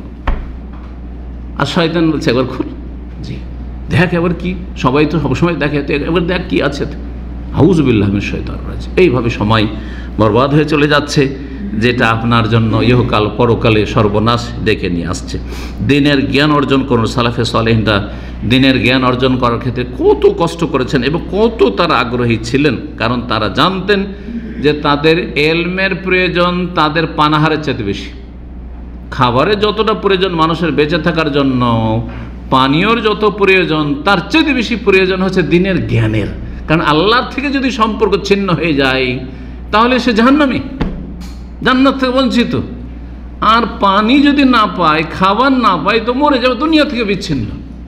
তারপরও জান্নাত পাওয়া যাবে। কেউ যদি দুর্ভিক্ষে মারা যায় আর যে তার ঈমান আমল থাকে, জান্নাত পাবে। কিন্তু যেই ব্যক্তি দ্বীনের কোনো জ্ঞান নেই, তখন আমল নেই, এলেম নেই, আমল নেই, ভুল এলেম আছে, ভুল আমল আছে, বিভ্রান্ত, তাহলে সেই ব্যক্তি বরবাদ, দুনিয়া আখিরাত বরবাদ। আল্লাহ বুঝার তৌফিক দান করেন। দ্বীনের জ্ঞান অর্জনের জন্য বিভিন্ন তরিকা রয়েছে। সরাসরি এসে গুরুত্বপূর্ণ দার্সগুলি প্রতিদিন পেলে, প্রতিদিন সম্ভব হলে সপ্তাহে 2 দিন 3 দিন, কমপক্ষে 1 দিন। জি, সব কিছুর চার্জ লাগে, আপনার মোবাইলেরও চার্জ লাগে, আর আপনার ইমানের চার্জ লাগে না। জি, ইমান আলেমদের মদিনা পড়ার পরেও গিয়ে বাড়িতে যদি বসে যায়, কোনো মাদ্রাসায় শিক্ষকতা করে না, এলেমের চর্চা করেন না, কোনো দাওয়াতি ময়দানেও কাজ করে না, দেখবেন ধীরে ধীরে এলেমও বসে যাবে, আমলও ঠান্ডা হয়ে যাবে, এমন বেকার হয়ে যাবে যে কোনো ক্ষেত্রে থাকবে না, দুনিয়ার থাকবে। অনেক এরকম ব্যবসায়ী আছে, ব্যবসা বাণিজ্যে লেগে গিয়ে শুধু নামে মাদানি অথবা নামে অমুক মাদ্রাসার ফারেগ বা অমুক কামেলার টাইটেল, কত কি করেছে, কোনো কিছুই নেই তাদের জীবনে। না দিন আছে, না তাকওয়া আছে। নামকে আসতে দিন আছে, কিন্তু তাকওয়া নেই, আল্লাহ ভীরুতা নেই, পরকালে চিন্তা তাদের নেই, অন্তর আল্লাহ থেকে গাফিল হয়ে রয়েছে, তাদের উদাসীন জীবনযাপন করছে। আল্লাহ হেফাজত করেন।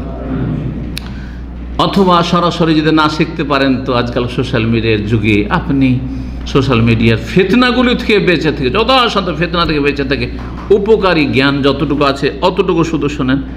সে অডিও ক্যাসেট থেকে হইতে পারে, ভিডিও থেকে হইতে পারে, যে কোনোভাবে হইতে পারে। এইরকম ভালো ভালো মূল্যবান যে কিতাবাদি রয়েছে, ইসলামিক বই পুস্তক রয়েছে, সেগুলি পড়ার মাধ্যমে, সেগুলি ক্রয় করে রাখার মাধ্যমে। আর একটি কিতাব একবার পড়লে আর পড়তে পারে, বারবার কতবার আমরা পড়ছি, তারপরে 2-4-6 মাস হয়ে গেলে মনে হচ্ছে আবার নতুন মনে হচ্ছে। আর আপনাদের মনে হচ্ছে না, এটা তো আমি একবার পড়ে নিয়েছি, একবারও পড়তে চান না, কোথা থেকে এলে হাসিল হবে।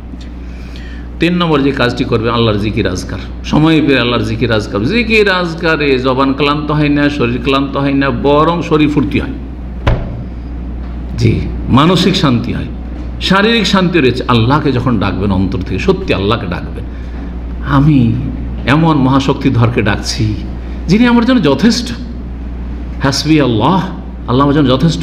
হাসবুন আল্লাহ, লা হাওলা ওয়ালা কুওয়াতা ইল্লা বিল্লাহ। চিন্তা করুন, আপনি অন্তর থেকে ডাকতে হবে, জবানে সেটা উচ্চারিত হবে। এমন মেহনত যাতে তেমন কোনো কষ্ট নেই। নবী সাল্লাল্লাহু আলাইহি সাল্লামের মুসনাদ আহমদে হাদিস রয়েছে, আল্লামা আলবানী হাদিসটিকে সহিহ বলেছেন। নবী সাল্লাল্লাহু আলাইহি ওয়াসাল্লাম উপদেশ দিতে গিয়ে যে তোমার জন্য যেটি কল্যাণকর সেটি হচ্ছে লা ইয়াজালু লিসানুকা রাতাবাম মিন যিকরিল্লাহ। আল্লাহর জিকিরে তোমার জিহ্বা যেন সব সময় তরতাজা থাকে, ভিজে থাকে। মানুষ কথা বললে কিন্তু লালা বেরোয়, কথা বললে কি হয়, লালা বের হয়। তো যেন লিসান রাতাব থাকে, তাজা হয়ে থাকে, মানে ভিজে থাকে সবসময়।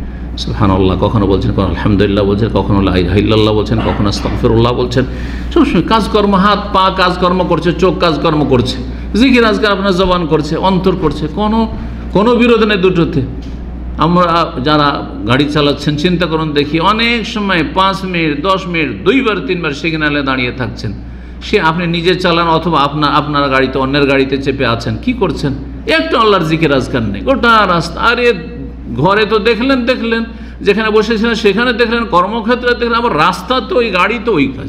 দেখেন সিগন্যালে, এদিকে সিগন্যাল খুলে গেছে, খবর নেই, কারণ ফেসবুক নেমেতে আছে, অথবা কোনো নোংরা কিছু দেখছে, অথবা ভালোই কিছু দেখছে। কিন্তু এইখানে তোমার জিকির আজকার কোথায়? কি করছো তুমি এখানে?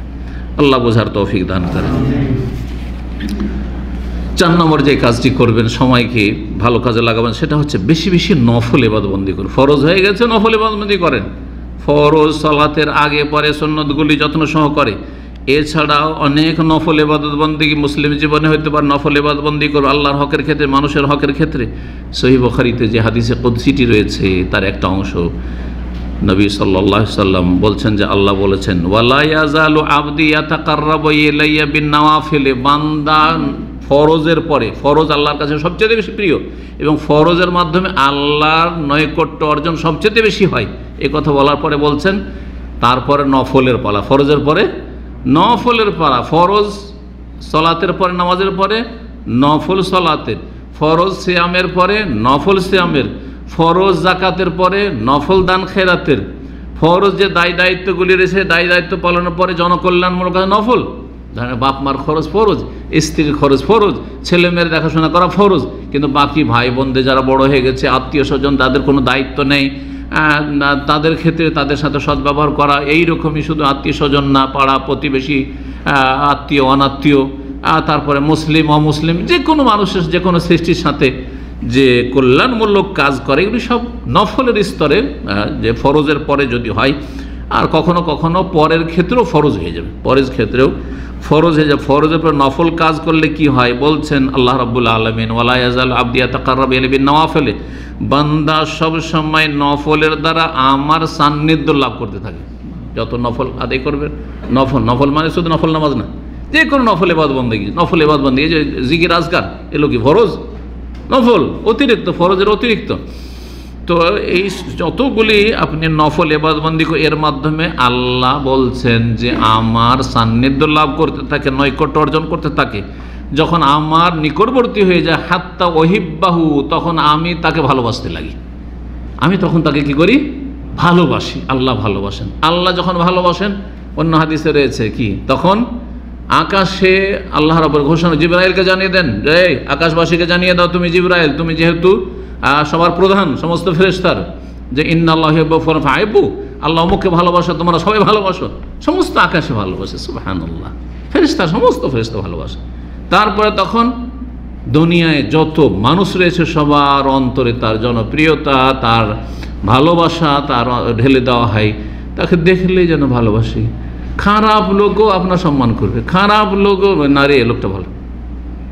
অনেক সময় দেখেন অমুসলিমও ভালো মানুষকে, মুসলিম সমাজ ভালো মানুষ কি বলে, লোকটা ভালো, অথচ তার সাথে দিনের মিল নাই, আমল আখলাকের মিল নাই, চলাফেরার মিল নাই, সভ্যতার মিল নাই, কোনো কিছু মিল নেই, তারপরে লোক ভালো। কোথেকে বলছে? ওই যে আল্লাহর পক্ষ থেকে, আল্লাহ ইউদাউল কবুল ফিল আরদ।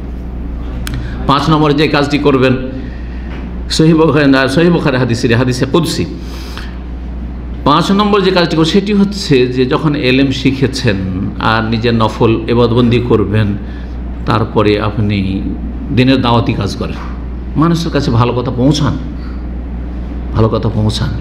অনেক আলেম সমাজ আছে, মাদ্রাসা পড়ুয়ারা আছে, যারা নফল ইবাদতবন্দির ক্ষেত্রে খুবই তাদের ত্রুটি, খুবই কম তাদের জীবনে। তাহাজ্জুদ সারা জীবন পড়ে না, একটা সাধারণ লোকও পড়ে না, আর যদি আলম পড়ে না। সালাতুদ দুহা কতক্ষণ সময় লাগে 2 রাকাত সালাত আদায় করতে, সর্বনিম্ন 2 রাকাত সালাত আদায়। এমনকি ডিউটির সময়ও যদি কাজ কাম না থাকে আর আপনার যে মালিক আছে সে যদি জানে যে আপনি 2 রাকাত নামাজ পড়তে গেছেন, বাধা দেবে? হ্যাঁ, কাজ কাম চলছে তখন আলাদা কথা, তখন কাজটা ফরজ। কিন্তু অত কাজ কাম নেই, আমি 5 মিনিটের জন্য একটা উজু করবো আর তারপরে 2 রাকাত সালাত পড়ে নেবো, তাই এত উজু হবে আর সালাতুদ দুহা হয়ে যাবে, অসুবিধা আছে কিছু? অনেকে ফ্রি থাকছেন, এমনি বসে বসে সকাল থেকে নিয়ে জোহর হয়ে গেল, 2 রাকাত নসিব হলো না। 2 রাকাত এই নফল সালাতুদ দুহা এত গুরুত্বপূর্ণ যে 360টা অঙ্গ প্রত্যঙ্গের যে সাদাকা হয়ে গেল তারও কোনো গুরুত্ব দিলাম না। আমলের ক্ষেত্রে এত ত্রুটি থাকলে হবে না। যখন দাওয়ার কাজ করবেন আমল অবশ্য থাকতে হবে। অনেকে বলে আমি তো মানুষের উপকার করছি, মানুষকে দিনের দাওয়াত দিচ্ছি। আরে দাওয়াত দেওয়ার আগে নিজের লাইফে আল্লাহর সান্নিধ্য লাভের জন্য কিছু কাজ হইতে হবে, এটা অত্যন্ত জরুরি জিনিস। নিজের আমল যত ভালো হবে তত বেশি আপনার জীবনে, আপনার কথাতে, আপনার দাওয়াতে আল্লাহ বরকত দান করবে। আল্লাহ আমাদের তৌফিক দান করে। দাওয়ার কাজ করা ভালো কাজ। দাওয়ার কাজ করা মানে লেকচার দেওয়া নয়। আর অনেকে মনে করে দাওয়ার কাজ মানে হচ্ছে স্টেজে লেকচার দিতে হবে, সে কিছু জানুক আর নাই জানুক, ব্রাদার কিছুই জানে না, তারপরেও দাওয়া মানে লেকচার না, দাওয়া মানে লেকচার না। দাওয়াতের বিভিন্ন পন্থার একটি গুরুত্বপূর্ণ পন্থা হচ্ছে, উপায় হচ্ছে দিনই আলোচনা করা, দিনই বক্তব্য করা। কিন্তু ভালো কাজের উপদেশ দেওয়া ব্যক্তি পর্যায়ে হইতে পারে। একটা লোককে ভালো কথা বললেন, একজন লোক একটা ভুল কাজ করছিল, তার সংশোধন করে দিলেন। সে মসজিদে বসেই ছিলেন, পাশে নামাজ পড়ে দেখেন যে বেদাতি নিয়ত পড়ছে, অথবা সেই ব্যক্তি একটা ভুল কাজ করছে, এই কাজটি করেনি বা এই কাজটা ভুল করলো, তাহলে তাকে ভালোভাবে সংশোধন করে দেওয়া। যে কোনো লোকে টাকনার নিচে কাপড় আছে, ভালোভাবে তার সাথে একটু গল্প করে, এই নয় যে ঝগড়া হয়ে যায়, বা পরিচিত আছে হয়তো, এইরকম যে কোনো ত্রুটি আছে, মুখ দিয়ে বিড়ি সিগারেটের গন্ধ আসছে, ভালোভাবে দাওয়াত দিয়ে দিলেন, যে কোনো রকমের পাপ হোক না কেন। এইরকমই মানুষের হিতাকাঙ্ক্ষী হওয়া, যে কোনো মুসলিমের জন্য উপকারী কাজ করা। আল্লাহ রাব্বুল আলামিন এই পেশাটি আম্বিয়া রসুলগণের পেশা হিসাবে আল্লাহ মনোনয়ন করেছেন। নবী রসুল সবচেয়ে শ্রেষ্ঠ, আর সবচেয়ে শ্রেষ্ঠ মানুষদের জন্য সবচেয়ে শ্রেষ্ঠ পেশা দিয়েছেন, তা হচ্ছে দিনের দাওয়াতের কাজ করা, দিনের প্রচার প্রসারের কাজ করা। এটি হচ্ছে আম্বিয়া রসুলগণের মেসেজ। নবী রসুলরা কি মেসেজ নিয়ে এসেছেন জাতির কাছে? দিনের দাওয়াত, আল্লাহর দিকে আহ্বান, আল্লাহর দিনের, আল্লাহর বিধান আদেশ নিষেধ দিকে আহ্বান।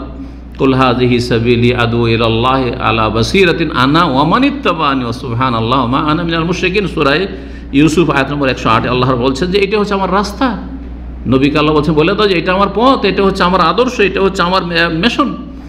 আমিও দাওয়াত দিই জ্ঞানের সাথে, জাহিল হয়ে নয়, মূর্খ হয়ে নয়, জ্ঞান অর্জন করে। এবং আমার যারা অনুসারী হবে সত্যিকার, তারাও দিনের দাওয়ার কাজ করবে। 6 নম্বর যে উপকারী কাজটি করবেন এবং সময়কে মূল্যবান কাজ, তা হচ্ছে আত্মীয় স্বজনদের সাথে যোগাযোগ রাখা। কাছে থাকলে কাছে দেখা সাক্ষাতের মাধ্যমে, ধরেন দাম্মাম শহরে আপনার আত্মীয় আছে, মাঝে মাঝে দেখা সাক্ষাৎ করা। শুধু আত্মীয় না, আত্মীয় ছাড়া আরও জানা রয়েছে, কিন্তু দিনের সম্পর্ক তাদের সাথে রয়েছে, আকীদার সম্পর্ক রয়েছে, ইবাদত বন্দেগীর ক্ষেত্রে সম্পর্ক রয়েছে, তাকওয়ার ক্ষেত্রে সম্পর্ক রয়েছে তাদের সাথে। বিশেষ করে যারা আত্মীয় স্বজন তাদের বিশেষ হক রয়েছে। এই মর্মে সহিহ বুখারীর হাদিস রয়েছে কত উপকারী। তাতে আপনি জান্নাত হাসিল করবেন, আল্লাহর রহমত হাসিল করবেন, আপনার বয়স বৃদ্ধি হবে, আপনার রিজিকে বরকত হবে। মান আহাব্বা ইউসাত লাহু ফি রিজকিহি, কেউ যদি তার রিজকে আল্লাহ বাড়িয়ে দিক, প্রশস্ত করে রিজিকের রাস্তাকে, ওই ইউনসাল্লাহু ফি আসারি, তার আয়ুকে আল্লাহ বৃদ্ধি করে দিক, ফালিয়াসেল রাহেমাহু, তাহলে আত্মীয় স্বজনদের সাথে সুসম্পর্ক রাখে। দেশে যাচ্ছেন, দেশে যাওয়ার পরে আত্মীয় স্বজনের সাথে দেখাই করে, যার সাথে গরজ তার সাথে। আজকাল টেলিফোন দেখবেন, যার সাথে আপনার গরজ আছে তাকে শুধু টেলিফোন। আত্মীয় স্বজন তো আপনার চাচা আছে, ধরেন মামা আছে, এটা হচ্ছে দুনিয়ার গরজ কার সাথে? আমার মামার সাথে, শুধু ওর সাথে, একজন চাচার সাথে, ওর সাথে, বাকি আর নেই, অথচ একই রকমের সব। ফুফুর সাথে বুড়ো হয়ে গেছে, আর কিছু নাই, ও আঁটি শুকিয়ে গেছে। খালা, ও শুকিয়ে গেছে আঁটি, ওখান থেকে আর কোনো রস পায়? ছোটোতে খালা খুব আদর যত্নে মানুষ করেছে, ফুফু আদর যত্নে মানুষ করে, ভুলে গেছে, যা কোনো সম্পর্ক না। অবশ্যই সম্পর্ক থাকতে হবে, খোঁজ খবর নিতে হবে মাঝে মধ্যে, যেইভাবে খোঁজ নেওয়া সম্ভব। সে আর্থিকভাবে হইতে পারে, অভাবী হলে আর্থিকভাবে খোঁজ নেওয়া হইতে পারে, আর না হলে সময় দিয়ে হইতে পারে, আর তাদের সুস্বাস্থ্য কামনা করে হইতে পারে, তাদের জন্য দোয়া করে হইতে পারে, তাদেরকে মাঝে মাঝে স্মরণ করে হইতে পারে। 7 নম্বর যে কাজটি করে সেটা হচ্ছে যে দৈনন্দিন যতগুলি নেকির কাজ হইতে পারে, সেই নেকির কাজে আপনি সারা দিনটাকে ব্যস্ত রাখবেন, সারা দিনটাকে এঙ্গেজ করে দিবেন আপনি নেকির কাজে। যেমন 5 ওয়াক্ত ফরজ সালাতের পরে জিকির আজকার, সালাম ফেরার পরে আপনি মোবাইল নিয়ে বসেছেন, পকেটে মোবাইল বের করবেন। শয়তান কিন্তু করছে এরকম, দেখবেন যে শয়তান যখনই দেখবেন যে হঠাৎ মনে হয় একটা মেসেজ এসছে, হতে পারে আমার তো মেসেজ আসে বা একটা কল, দেখি সালাম ফেরার পরে 1 মিনিট হয়নি, আস্তাগফিরুল্লাহ আস্তাগফিরুল্লাহ আস্তাগফিরুল্লাহ করার পরে মোবাইল পকেট থেকে বের করছেন, তখনই জানবেন যে শয়তান আমার পিছে লেগেছে। শয়তান আমাকে নেকির কাজ থেকে বঞ্চিত করার জন্য আমাকে মোবাইলে ব্যস্ত করে দেয়। তখনই সাথে সাথে মোবাইলটা পকেটে রেখে দেন, উল্টে রেখে দেন, আর শয়তানকে সুযোগ দেবেন না। দেখবে 2-3 দিন করে শয়তান দেখবে যে না, চান্স পাচ্ছি না, তখন শয়তান নিরাশ হয়ে যাবে, অন্য কাউকে দেখবে, আপনাকে ছেড়ে দেবে। এইরকম আজান একামতের মাঝখানে এই সময়টা নষ্ট করছে, অথচ দোয়া কবুল হয়। কেন আমরা চেষ্টা করছি না মনোযোগী হয়ে? রাতের শেষ তৃতীয় অংশে, এত লম্বা রাত আজকাল শীতকালে, কোথায় এখানে 2:30 পৌনে 3টার সময় ফজর হয়ে যেত। এই দাম্মামে এক সময় 2:30 পৌনে 3টার সময় ফজর হয়ে যেত, হ্যাঁ, গরমের দিনগুলিতে। আর আজকে এখন 5টাতে গিয়ে হচ্ছে 2.5 ঘন্টা ওদিকে বেশি আর এইদিকে বেশি। এত লম্বা সময় পাওয়ার পরেও যদি শীতকালও কমপক্ষে যদি আপনি আল্লাহর সাথে একটু সম্পর্ক না করতে পারেন রাতের অন্ধকারে, তো কী করছেন আপনি? আল্লাহ তৌফিক দান করুন। এইরকমই যখন আজান শুনলেন, চট করে আপনি প্রস্তুত হয়ে যান। আজান শুনবেন না, আমি তো জানি যে এই মসজিদে 20 মিনিট পরে নামাজ হয়, সুতরাং চলো 10 মিনিট আরও একটু খেলাধুলা করি, বা 15 মিনিট, আর তার 5 মিনিট যখন হবে তাড়াতাড়ি করে উজু করে দৌড় দিতে দিতে গিয়ে 1 রাকাত হয়েই গেল। করছেন না? করছেন না? অনেকেই করছেন, সময় নষ্ট করছেন। ফজরের পরে যদি দেখা যায় যে সম্ভব আপনার পক্ষে, তাহলে সূর্য ওঠা পর্যন্ত বসে থেকে জিকির আজকার করা, এই জন্য নবী সাল্লাল্লাহু আলাইহি ওয়াসাল্লামের সুন্নাত নফল কাজ এগুলি। আল্লাহ রাব্বুল আলামিন আমাদের সকলকে যেন তৌফিক দান করেন। আল্লাহ রাব্বুল আলামিন আমাদেরকে নেক আমলের তৌফিক দান করেন এবং সময়গুলিকে ভালো কাজে লাগাবার তৌফিক দান করেন। আলোচনার আরও বিভিন্ন দিক ছিল, সময় নষ্ট হওয়ার কারণ ইত্যাদি ইত্যাদি, তবে সেগুলিতে না গিয়ে 2টো বিষয় শুধু আর বলবো। সেটা হচ্ছে এই 2টো একটি পয়েন্টে, তা হচ্ছে যেসব কারণে সময়ের মূল্যায়ন করে না মানুষ, অধিকাংশ মানুষ যেসব কারণে সময়ের কোনো মূল্যায়ন করে না, সময় চলে যাচ্ছে, ফালতু কাজে চলে যাচ্ছে, সারা দিনটা চলে গেল। ভালো করে যদি স্টাডি করে দেখেন একজন মুসলিম হিসাবে কতটা আমি নেকি করলাম, বা 0, হ্যাঁ, 100তে 10%ও না। আমার দুনিয়ার ক্ষেত্রে আয় উপার্জন কতটা করলাম, হালাল রুজি কতটা করলাম, হয় হারাম রুজি আর না হলে হালাল হল, আর সারা দিন চলে গেল কিছু না। একজন ছাত্র, অথবা আমরা সবাই ছাত্র, দিন শিখছি, এই সারা দিনে আমি কতটা লেখাপড়া করলাম, কিছুই লেখাপড়া করিনি। কতটা তেলাওয়াত, কতটা ইলম হাসিল করলাম, কিছুই না। তো এগুলির মূল কারণ হচ্ছে 2টি, যেই কারণগুলিতে মানুষ সময়ের সাথে নির্মম ব্যবহার করে থাকে আর সময়কে নষ্ট করে থাকে। প্রথম কারণ হচ্ছে গাফিলতি, উদাসীনতা, গাফিল। আর আল্লাহ রাব্বুল আলামিন গাফিলতি সম্পর্কে সতর্ক সাবধান করেছেন, গাফিল হয়ে যাও না, কারণ যারা গাফিল তারা কিন্তু জাহান্নামী। সূরা ইউনূস আল্লাহ বলছেন, ইন্নাল্লাযীনা লা ইয়ারজুনা লিকাআনা ওয়া রাযু বিল হায়াতিদ দুনিয়া ওয়া তামান্নু বিহা ওয়াল্লাযীনা হুম আন আয়াতিনা গাফিলুন উলাইকা মাওয়াহুমুন নার। যারা আমার আয়াত থেকে গাফিল তাদের জন্য জাহান্নাম। এইরকমই আল্লাহ রাব্বুল আরাক আয়াতে বলছেন, ওয়ালাকাদ যারানা লি জাহান্নামা কাসীরাম মিনাল জিন্নি ওয়াল ইনস লাহুম কুলুবুন লা ইয়াফকাহুনা বিহা ওয়া লাহুম আয়ুনুন লা ইবসিরুনা বিহা ওয়া লাহুম আযানুন লা ইয়াসমাউনা বিহা উলাইকা আল আনআম বাল হুম আদাল উলাইকা হুমুল গাফিলুন। বহু জিন এবং মানুষ দিয়ে আমি জাহান্নামে ভর্তি করবো আল্লাহ বলছেন। কেন? কলব ছিল লাইফ কখনো বোধ শক্তি ছিল না তাদের, হিতাহিত জ্ঞান ছিল না, লোকে কাজে লাগায়নি।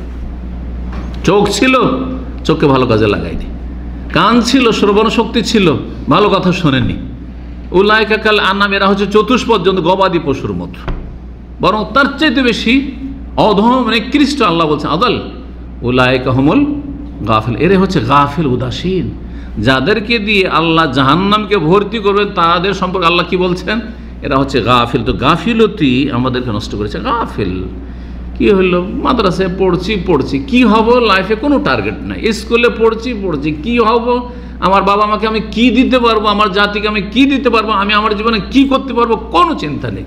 দাওয়াত সেন্টার পেয়েছি, মাশাআল্লাহ, একটা চাকরি পেয়েছি, ধরেন কি দিতে পারলাম জাতিকে? শুধু টাইম পাস করলাম আর শুধু ব্যাস কিছু দুনিয়া রুজি রোজগার হইল? না, বেকার হয়ে গেল। সৌদি আরব আসলাম, এই মূল্যায়নই করলাম না, এতদিন 5 বছর চলে গেল, কি করলাম সৌদি আরবে? এখন পর্যন্ত হজ করা নসিব হয়নি, হজের তৌফিক হয়নি, এখন পর্যন্ত খাই মিটেন না, এমন কোনো ভালো কিছুই হয়নি। এখনও 5 টাইম সালাত ঠিকভাবে কায়েম করেন না, ফজর ঠিক করেন না। কি গাফিলতি চলে যাচ্ছে। 2 নম্বর যেটি কারণ মানুষের সময় নষ্ট করার এবং মানুষের সময়ের সাথে দুর্ব্যবহারের, সেটি হচ্ছে করছি, যেটা আগে কথা প্রসঙ্গ বলেছিলাম। তো করছি, চলো এখন না হয় পরে করে নেব, হ্যাঁ চলো এবার তো হইলো না, এই 2 বছর হয়ে গেল, এবার ছুটি কাটিয়ে আসি, তারপর সামনে বার হজ করব। করছে না অনেকে। এখন আর হইলো না, এবার তো জমি জায়গা কিনছি, আর হলো না, টাকা তো অনেক লাগছে, যাক পরে করব। এই যে পরে করব যে কোনো ক্ষেত্রে, এই সপ্তাহ হলো না, সামনে সপ্তাহে, এবারে হলো না, ওইবারে, এতে মানুষ নিজে ক্ষতিগ্রস্ত। আল্লাহ রাব্বুল আলামিন যেন বোঝার তৌফিক দান করেন, আমাদের গাফিলতি দূর করেন।